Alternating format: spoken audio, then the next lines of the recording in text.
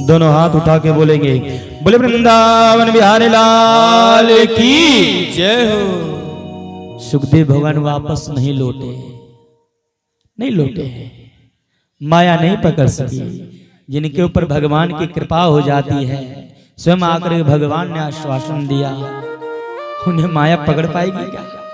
सुखदेव भगवान वापस नहीं आए, चले गए किधर? भगवान का भजन करने के लिए। वेद व्यास जी आ गए। मेरे प्यारे सजनों, श्री सुखदेव भगवान श्री सोनकाद ऋषि श्री सूत जी महाराज से प्रश्न करते हैं कि प्रभु, हे श्री सूत जी महाराज, ये भागवत की उत्पत्ति कब हुई, कहां से हुई और क्यों हुई, किसके कारण से हुई, ये हमें बताने की कृपा करें। मेरे प्यारे सजनों,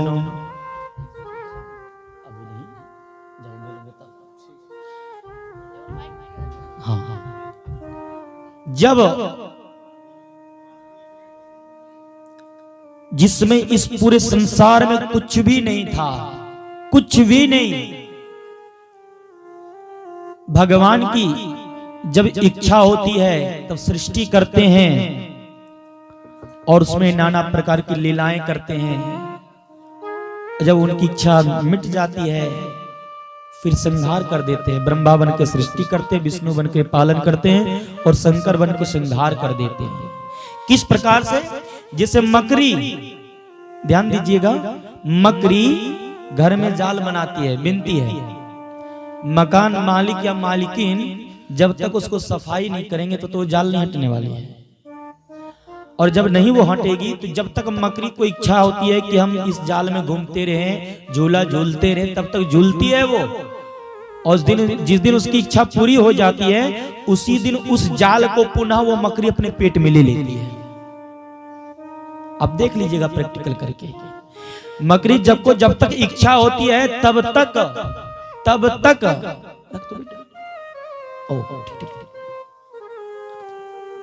राधे राधे। मेरे प्यारे सजनों, जब तक मकड़ी की इच्छा होती तब तक वो जाल में झूलती है, इच्छा भर जाती है तो जाल को पुनः अपने उदर में ले लेती है। उसी तरह परमात्मा है, जब उनकी इच्छा होती है तो जाल बिन देते हैं, सृष्टि कर देते हैं और उसमें नाना प्रकार के चरित्र करते हैं, लीलाएं करते हैं, भक्तों के साथ में क्रीड़ा करते हैं। इच्छा भर जाती है तो फिर अपने पूरे सृष्टि को, पूरे ब्रह्मांड को अपने उदर में ले लेते हैं, पेट में ले लेते हैं। परमात्मा की जब इच्छा होती है, मेरे प्यारे सजनों, उस अविनाशी के चारों तरफ जल ही जल है, कहीं कुछ नहीं है, लेकिन उस जल के बीच में एक कमल पुष्प भगवान के नाभि से, परमात्मा के नाभि से ऊपर निकला। सूक्ष्म रूप में सृष्टि वर्णन थोड़ा करूंगा मैं, क्योंकि उत्सव मनाना है। उस कमल पुष्प पे एक पुरुष था, वो जिधर देखा उधर उसका एक मुख हो गया। चारों दिशाओं तरफ देखे, चार मुख हो गए। उस पुरुष ने मन में विचार किया कि मैं कौन हूं, मैं कौन हूं? जिधर देख रहा हूं उधर जल ही जल है। मैं कौन हूं, मैं कहां से आया, किस लिए आया, अब मैं किस पे बैठा हूं? चारों तरफ जल ही जल है। नीचे देखे तो कमल पुष्प, और जब कमल पुष्प, ये पुष्प कहां से आया है उसको पता करने के लिए 10,000 तक 10,000 साल तक वह पुरुष उस कमल पुष्प में घुसता गया, था नहीं लगा पाया कि ये पुष्प कहां से आया है। पुनः आकर के वह पुष्प पे विराजमान हो गया। आकाशवाणी हुई, ता और पा दोनों को जोड़ दिए, संधि कर दिए बराबर। दोनों जोड़ने के बाद तप हुआ, यानी कि जिसने मुझे बनाया है वो कह रहा है कि तप करो, तपस्या करो, चिंतन करो मेरा, तब पता चलेगा कि तुम कौन हो। उस पुरुष ने तपस्या की वह विराट पुरुष जो परमात्मा विनाशी हैं उस सामने प्राकट्य हो गए और हाथ पकड़ करके कहे कि आज से तेरा नाम ब्रह्मा है, मैंने तुझे उत्पत्ति किया है और आज से आगे की जो सृष्टि होगी तुझे करनी पड़ेगी और ये पूरे सृष्टि की, ये पूरे ब्रह्मांड का मैं आज तुझे बहुत बड़ा पद देता हूं। क्या? आज से तुम विधाता है। ब्रह्मा जी ने कहा कि प्रभु छोटे मोटे कुर्सी प्राप्त करते हैं तो लोगों को अभिमान हो जाता है, आप पूरे ब्रह्मांड के कुर्सी पे मालिक बना करके बिठा दे रहे हैं, विधाता बना रहे हैं। कोऊ नहीं अस जन्मा जगमाही, प्रभुता पाई जाई मद नाही। बाबा तुलसीदास जी कहते हैं कोऊ अस नहीं जन्मा जगमाही, प्रभुता पाई जाई मद नाही। कोई ऐसा व्यक्ति दुनिया में नहीं है जिसको पद पाकर के घमंड ना हुआ हो। दुनिया में कोई ऐसा व्यक्ति नहीं है जिसको पद पाकर के घमंड नहीं हुआ हो। उसको नहीं हुआ है। किसको? जिसने पद प्राप्त किया और भगवान के चरणों में समर्पित कर दिया कि प्रभु आप जैसा मुझसे काम करवाओगे उसी तरह हम करेंगे। उनको कभी घमंड नहीं हुआ, कभी अहंकार नहीं हुआ।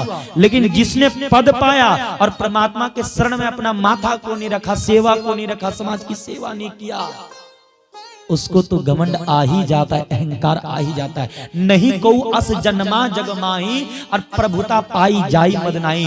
प्रभु आप मुझे विधाता बना रहे हैं, मेरे अंदर में अहंकार आ जाएगा, मैं क्या करूंगा? विराट स्वरूप परमात्मा ने कहा कि बेटे चिंता मत करो, आप चिंता मत करो। ये लो विराट स्वरूप 4 श्लोक बन जाते हैं उस अविनाशी। और बनने से पहले वह 4 श्लोक देने से पहले कहते हैं कि जब जब अहंकार आवे, जब जब घमंड आवे, जब जब आपको कोई बुराई अगर छूना चाहे, तब तब इस 4 श्लोक को आप जो है सो गायन कर लेना। तुझे कभी छू नहीं सकती माया, ना अहंकार, ना घमंड, ना कुछ। अहमेवा समेवाग्रे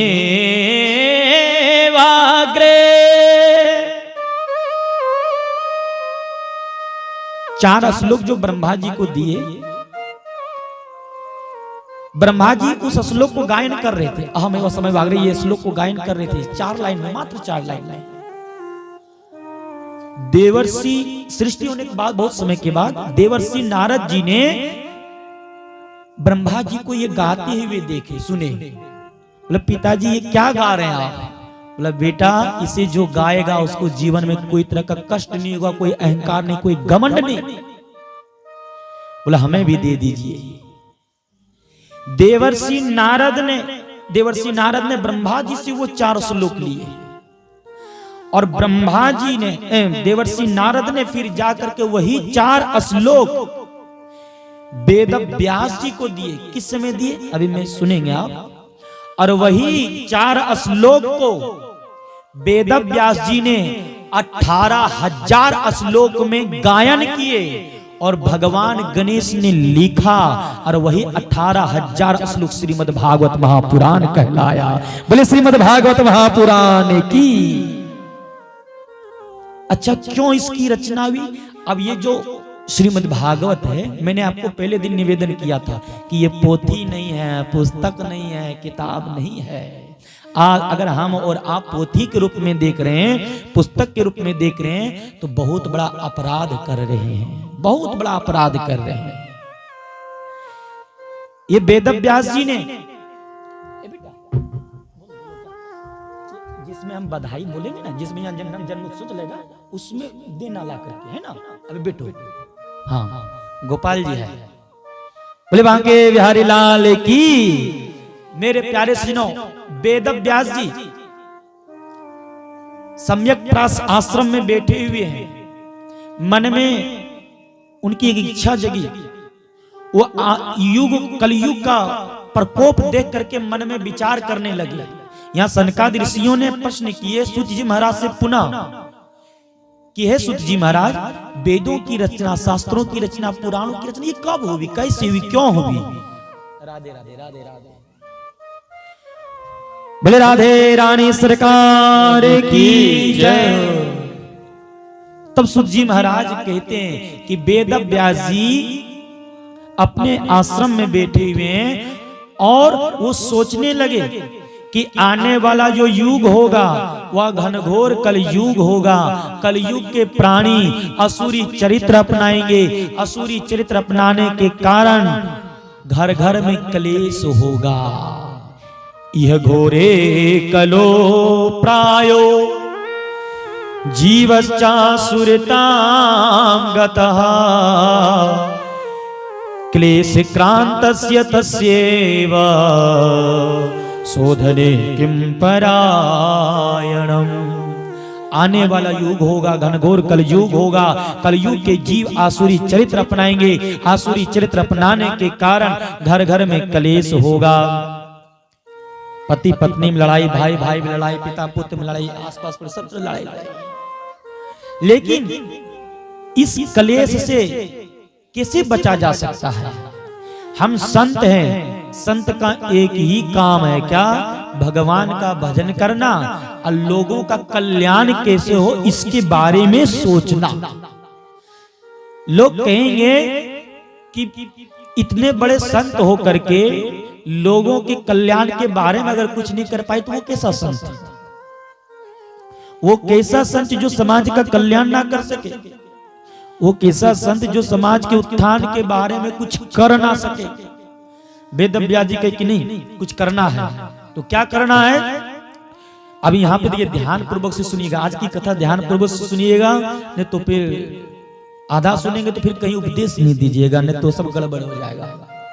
पूरा सुनने के बाद ही, समझने के बाद ही कहीं कहना चाहिए। हाँ, वेद व्यास जी ने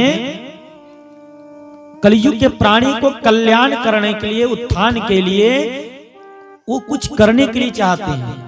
वो सोचे क्या कल्याण कैसे होगा? तो सबसे पहले एक वेद था, एक वेद, ध्यान दीजिएगा, जिसका नाम है ऋग्वेद।